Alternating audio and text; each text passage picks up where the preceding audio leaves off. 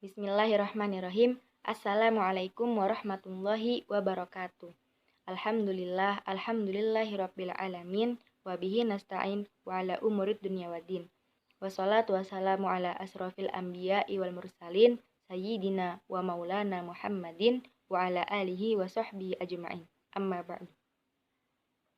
Rabbi syrah li sadri wa yassir li amri wahlul 'uqdatam min lisani yafqahu qawli. Amin. Pertama-tama, marilah kita panjatkan puja dan puji kehadirat Allah Subhanahu wa Ta'ala yang telah memberikan kepada kita semua nikmat sehat walafiat. Salawat serta salam tak lupa kita curahkan kepada junjungan kita Nabi besar Muhammad Sallallahu Alaihi Wasallam yang telah menjadi suri tauladan yang baik bagi kita semua. Kulo badhe matur dumateng Bapak. Kulo matur suwun sanget dumateng Bapak Reza ingkang ngasuh kulo teng pendidikan agami lan sopan santun lan rencang-rencang sedoyo. Perkenalkan, nama saya Retno Dia Ayuning Tias. Saya akan menyampaikan ceramah yang berjudul Sejarah Terbentuknya Piagam Madinah. Piagam Madinah atau Madinah Charter adalah suatu dokumen yang disusun oleh Nabi Muhammad SAW sebagai perjanjian formal antara dirinya dengan suku-suku yang ada di Yastrib atau sekarang dikenal dengan kota Madinah. Piagam Madinah ini disebut juga dengan Konstitusi Madinah yang merupakan konstitusi tertulis pertama yang ada di dunia yang sudah ada sebelum adanya Konstitusi Amerika Serikat dan Magna Carta yang merupakan landasan bagi konstitusi di Inggris. Lalu bagaimana sejarahnya? Piagam Madinah adalah suatu peristiwa yang berkaitan dengan pengelolaan sebuah pemerintahan dalam suatu masyarakat yang plural atau masyarakat yang memiliki kelompok lebih dari satu.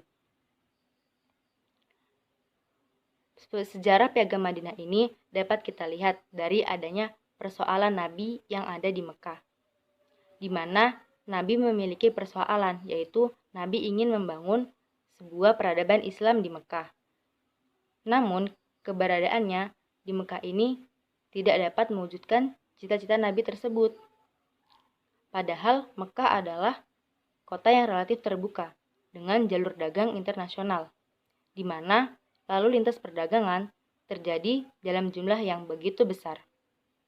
Seharusnya masyarakat Madinah yang mayoritas pedagang ini memiliki pemikiran yang terbuka karena mereka harus berhubungan dengan berbagai orang dari berbagai etnis, budaya, sosial, dan politik. Tapi pada kenyataannya di Mekah tidak. Karena basis nilai yang digunakan untuk mengelola Mekah adalah berbasis sukuisme. Dan hal tersebut tidak dapat mewadahi keragaman dunia. Maka yang terjadi adalah apabila ada orang yang datang ke Mekah akan lebih direndahkan dari suku-suku elit yang ada di Mekah, yaitu suku Quraisy, yang merupakan suku terkuat yang ada di Mekah. Dengan begitu, maka datanglah Nabi yang membawa nilai-nilai keluhuran dan ketuhanan, dan yang dapat mewadahi keragaman dunia. Nah, pada saat itu, suku Quraisy terancam dengan datangnya Nabi. Itulah penyebabnya Nabi tidak bisa membangun membangun sebuah peradaban Islam di Mekah, karena basis nilai yang digunakan di Mekah adalah berbasis suku. Dan yang harus dilawan Nabi adalah sukuisme. Bagaimana cara Nabi melawannya? Maka dipilihlah Madinah sebagai solusi dari persoalan Nabi tersebut. Dan untuk mewujudkan cita-cita Nabi, yaitu membangun peradaban Islam. Padahal sebenarnya Madinah juga memiliki persoalan yang sama seperti Mekah. Namun perbedaannya di Madinah adalah mayoritas yang memiliki wilayah pertanian, sedangkan di Mekah adalah wilayah perdagangan. Maka wilayah Madinah cenderung tertutup dibanding dengan wilayah Mekah. Persoalan yang ada di Madinah ini datang dari adanya suku Aus dan suku Khazraj yang merupakan suku utama yang ada di Madinah. Mereka saling berperang dan saling membunuh karena mempunyai konflik sejak lama.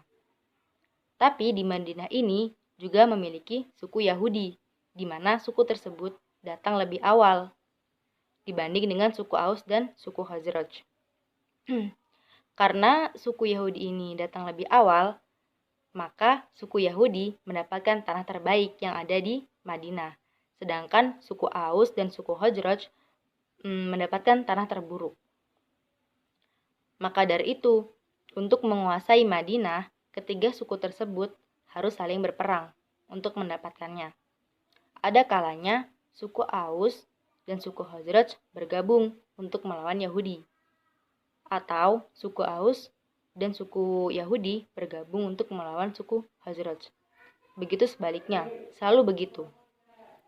Padahal sebenarnya ketiga suku tersebut tidak mau adanya peperangan, apalagi suku Yahudi yang dikenal dengan orang-orang yang memiliki ahli kitab. Dan pada dasarnya orang-orang Yahudi adalah orang-orang yang patuh dan tunduk terhadap kekuasaan dan cenderung tidak melawan. Padahal sebenarnya Nabi juga telah memerintahkan kepada kita untuk membangun persatuan antar umat muslim dan saling tolong-menolong dalam kebaikan. Karena Nabi bersabda, "Innal mu'mina lil mu'mini kal bunyani yasuddu ba'duhu ba'dan." Yang artinya sesungguhnya setiap mukmin yang satu dengan mukmin yang lainnya adalah bagaikan satu bangunan yang satu bagian dengan bagian yang lainnya saling menguatkan. Hadis riwayat Bukhari. Nah, karena orang-orang Yahudi ini dikenal dengan orang-orang yang ahli kitab, mereka membaca Taurat dan mendengar berita bahwa akan ada nabi baru yang nantinya mendukung suku Yahudi dan memerangi suku Aus dan suku Khazraj. Berita ini kemudian dimanfaatkan oleh Yahudi untuk menakut-nakuti suku Aus dan suku Khazraj. Karena khawatir suku Aus dan suku Khazraj akhirnya menemui Nabi di Mekah. Kemudian mendengarkan dakwah Nabi dan akhirnya menjadi jamaah Nabi. Nah, hal ini dimanfaatkan oleh Nabi untuk dapat mewujudkan cita-citanya di Madinah. Akhirnya Nabi pun berhijrah ke Madinah untuk dapat menyatukan ketiga suku tersebut. Sesampainya di Madinah, Nabi mengumpulkan suku-suku yang ada di Madinah, lalu membuatkan forum dialog. Setelah itu, maka disepakati sebuah perjanjian tertulis yang berisi tentang hak dan kewajiban setiap suku. Maka lahirlah Piagam Madinah.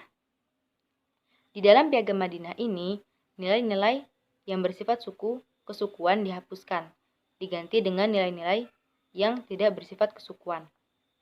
Piagam Madinah ini disepakati pada tanggal 12 Ramadan tahun 1 Hijriah. Nah, setelah kesepakatan itu, maka di Madinah tidak ada lagi yang dinamakan dengan suku Aus dan suku Khazraj karena telah diganti menjadi suku atau kaum Ansor yang berarti penolong. Dan kota Madinah yang sebelumnya bernama Yastrib atau yang diambil namanya dari seorang pendiri kota tersebut diganti dengan nama Madinah yang berarti kota atau peradaban. Kelak, setelah peristiwa Fathul Mekah atau suatu peristiwa pada saat Nabi menaklukkan kota Mekah, tidak ada lagi atau dihapuskan yang namanya suku Quraisy dan diganti dengan kaum Muhajirin yang artinya orang-orang yang berhijrah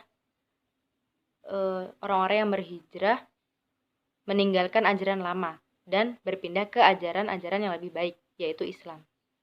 Begitulah sejarah terbentuknya Piagam Madinah. Demikian yang dapat saya sampaikan. Semoga dapat menambah wawasan dan pengetahuan kita semua. Amin. Saya akan menyampaikan pantun. Jalan-jalan ke tempat wisata. Jangan lupa membawa perlengkapan. Semoga Allah melindungi kita, dan senantiasa memberikan kesehatan. Subhanakallahumma wa bihamdika asyhadu an la ilaha illa anta astaghfiruka wa atubu ilaik. Wassalamualaikum warahmatullahi wabarakatuh.